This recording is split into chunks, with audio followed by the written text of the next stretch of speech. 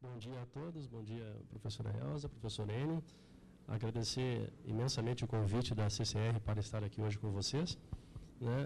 Justamente buscarei ser bastante breve, porque eu acho que a finalidade maior de todos nós hoje é debatermos, então não é de forma alguma minha pretensão ficar aqui fazendo uma exposição muito alongada, até porque todos conhecem o tema, e eu acho que é uma questão só da gente aprofundar alguns pontos. Eu, na minha fala, quero buscar dividi-la em duas partes. No primeiro momento, eu gostaria de fazer um breve histórico na perspectiva jurídica do que é a laicidade brasileira. E, no segundo momento, eu gostaria de focar esse julgamento que pende do Supremo Tribunal Federal acerca da pesquisa com células tronco embrionárias, que acredito seja um tema que esteja afeto aqui a esta mesa, discutindo laicidade e ciência. O ponto que eu gostaria de deixar claro, no sentido histórico, é como se formou essa maioria religiosa no Brasil e, especialmente, essa maioria católica. Embora a gente veja pelos dados do IBGE que isso vem decrescendo, essa maioria católica era de 83%, caiu para 73%, e tudo indica que no próximo censo ficará em algo em torno de 60%. São o que já projetam as pesquisas de opinião que têm sido realizadas, especialmente ano passado, com a vinda do Papa. Isso não significa, todavia, menos religiosidade ou mais religiosidade, porque as pessoas podem deixar de ser católicas e migrarem para outra religião. Mas isso significa, sim, um Estado que está se caracterizando pela laicidade, está reforçando a laicidade. E por que eu digo isso? Porque num Estado confessional, num Estado religioso, como foi o Brasil durante 4 séculos, eu gostaria de citar apenas, não vou aqui ficar dando número de legislação, mas 2 documentos que são fundamentais em termos de legislação no Brasil. Primeiro são as ordenações filipinas de 1603, que tiveram vigência aqui, cujo livro 5º, que tratava da questão criminal, da questão de penalizar crimes, previa, por exemplo, a heresia, e as penas previam degredo para a África por 1 ano ou mais tempo, até a pena de morte. E isso é importante ficar claro para quem não está tão acostumado com essas questões históricas de laicidade no Brasil, de que as penas não se dirigiam somente às pessoas que professavam aquela religião. Na época, a religião católica era oficial do Brasil colônia, e, sendo em Portugal, evidentemente que se repercutia no Brasil, mas se aplicava a toda a população. Exemplo disso, o crime de que uma cristã mantivesse relações sexuais com um infiel, a pena era de morte. Mas não apenas para essa cristã, vamos dizer, que estaria, na nossa perspectiva de hoje, vinculada àquela religião, mas também para esse infiel. Ou seja, a religião era aplicada indistintamente para todas as pessoas, com o apoio do Estado. Não vou aqui me alongar nesse sentido dessa aliança religião-Estado, que tem que ser vista em 2 sentidos, não apenas no sentido de que beneficiava a religião, também o Estado se beneficiava disso.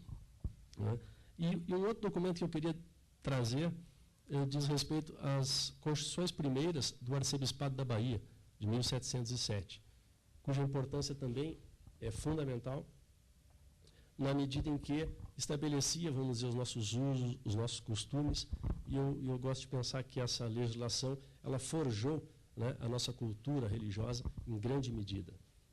Para terem uma ideia, no primeiro dispositivo dessas Constituições, se estabelecia o que era a Santíssima Trindade.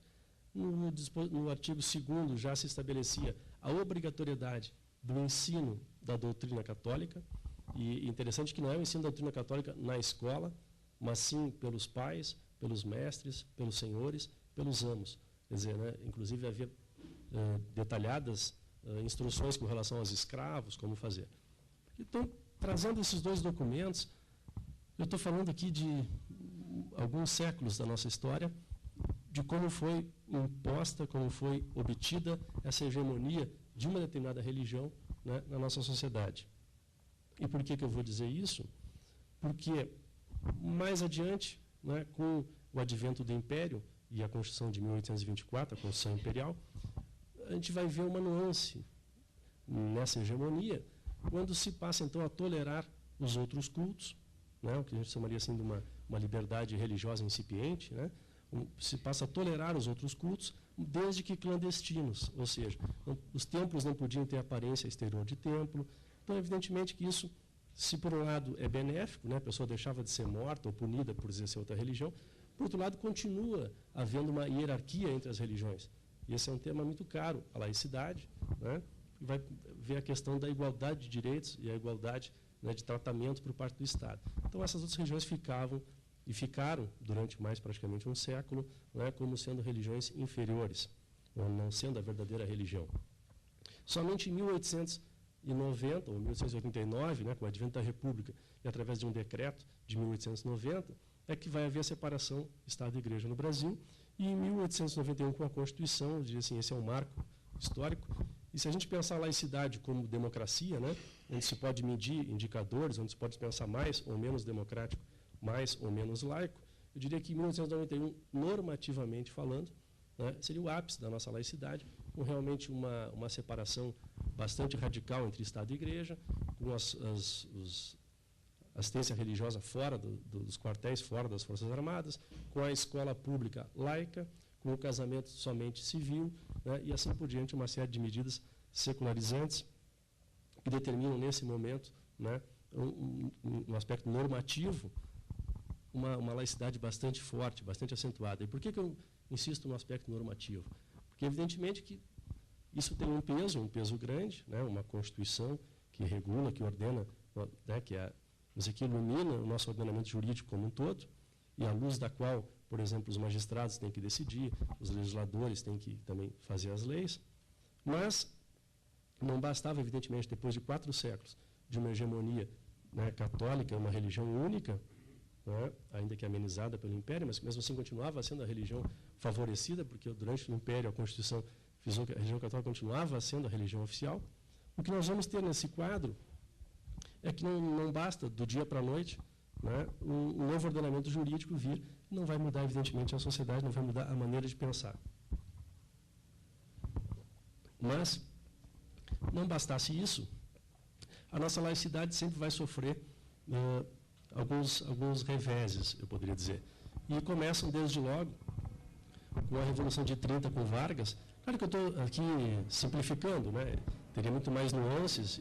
Quando eu digo começa e termina, né, isso são resultado de movimentos sociais e de uma série de tensões que eu vou reduzir em função do tempo.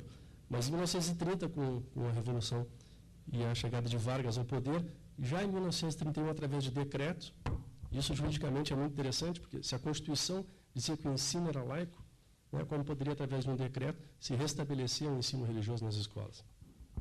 E isso não por acaso Francisco Campos, à época ministro, dizia que esse talvez fosse o ato mais importante do governo Vargas, né, e em termos de laicidade a gente pode pensar da importância disso, e se a gente remeter e fizer um link com a questão da ciência, né, o ensino religioso na escola pública, ele é bastante grave, eu diria, bastante importante para a gente pensar essa questão. Né. Dito isso, com relação eu lamento a brevidade desse apanhado histórico, mas é no seguinte sentido, o que eu quero agora concluir dessa parte é que, né, a gente vê recorrentemente deputados, senadores, juristas manifestarem que o Brasil tem uma maioria católica, e às vezes falam uma maioria evangélica, mas sem dúvida ainda os dados mostram a maioria católica, como se isso fosse argumento para alguma coisa. Então, o que tem sido dito? Nós temos a maioria católica, portanto, tem que ser respeitada essa maioria. E eu traria, me associando a 2 autores, o Jonatas Machado, da Universidade de Coimbra, e também o Cass Sustein, da Universidade de Chicago, que essa maioria, pelos termos em que foi forjada, ou seja, através de uma discriminação jurídica, social, cultural, né, legislativa, que puniu durante muito tempo qualquer outra religião, que proibiu a prática de outros cultos, né, que perseguiu aqueles que eram crentes de outras religiões ou que eram não crentes, talvez os mais perseguidos. Né? Essa maioria não pode ser utilizada, esse dado não pode ser utilizado como uma premissa social, dizer, não, tem uma maioria nesse sentido, portanto, disso decorreria alguma lógica de algum privilégio, de algum benefício do Estado que favorecesse essa maioria. Né? Isso, em termos de dados, a gente teria que ver, o dado sim existe, né? É um dado estatístico, vem do IBGE e de outras fontes, mas a questão é questionar, não se pode tomar esse dado acriticamente, mas sim, né, como diz Cass Sustein, questionar isso, ver qual é a gênese disso e qual é a consequência disso, sob pena de estarmos a pretexto de contemplarmos essa maioria com alguma vantagem, né, estarmos, na verdade, apenas perpetuando um estado de discriminação, um estado de uma injusta, né, consolidação de uma maioria. Dito isso, que me pareceu importante na medida em que esse discurso é recorrente, eu gostaria de fazer algumas considerações sobre essa ação ajuizada pelo Ministério Público, né, através do Procurador-Geral da República, com relação à pesquisa de células-troncos aqui no Supremo. E por que isso? Nessa fronteira entre religião e ciência, né, eu tenho visto recorrentemente o Cláudio Fonteles dizer que não tem nada a ver com religião, que isso é uma questão jurídica, técnica e ponto final. Bom, eu posso antecipar que o Supremo Tribunal Federal não vai decidir, né, quando começa a vida, né? Os 2 primeiros votos já foram claros nesse sentido, e ainda que haja algum voto divergente, no conjunto, a maioria não vai se posicionar nesse sentido. Tampouco o Supremo vai inovar sustentando a proteção jurídica da vida desde a concepção. E, ao fazê-lo, né, ele nada mais vai fazer o Supremo do que respeitar e fazer respeitar o que já foi estabelecido pela Assembleia Nacional Constituinte. E aqui faria um outro pequeno resgate histórico, mas lá na elaboração da Constituição, isso consta no diário da Assembleia Nacional Constituinte, né, foi debatida a questão de se proteger a vida desde a concepção. Então, estavam os constituintes debatendo o que na época era o artigo 6º, que é o atual artigo 5º da Constituição de 1988, e o senador Meira Filho propôs uma emenda para que se passasse a proteger a vida desde a concepção. Essa emenda foi submetida aos constituintes, né, isso consta nas páginas do Diário da Constituinte, foi submetida e, durante os debates, o senador José Fogaça, hoje prefeito de Porto Alegre, estava conduzindo os debates, disse que ficou assentado, através de várias discussões, que isso não era uma matéria para ser guindada à Constituição, para ser levada ao status de texto constitucional, mas sim uma matéria para ser tratada no texto de uma lei ordinária. Dito isso, não houve quórum para votação e foi marcada uma outra reunião, onde sim foi votada e foi derrubada essa proposta de emenda. Ou seja, né, daqui se seguem algumas conclusões no âmbito jurídico. Essa matéria já foi decidida, né, legitimamente, porque os constituintes, né, foram guindados pelo povo brasileiro a condição de elaborar a nova Carta Constitucional do Brasil, e foi decidido, então, que não se protegeria a vida desde a concepção.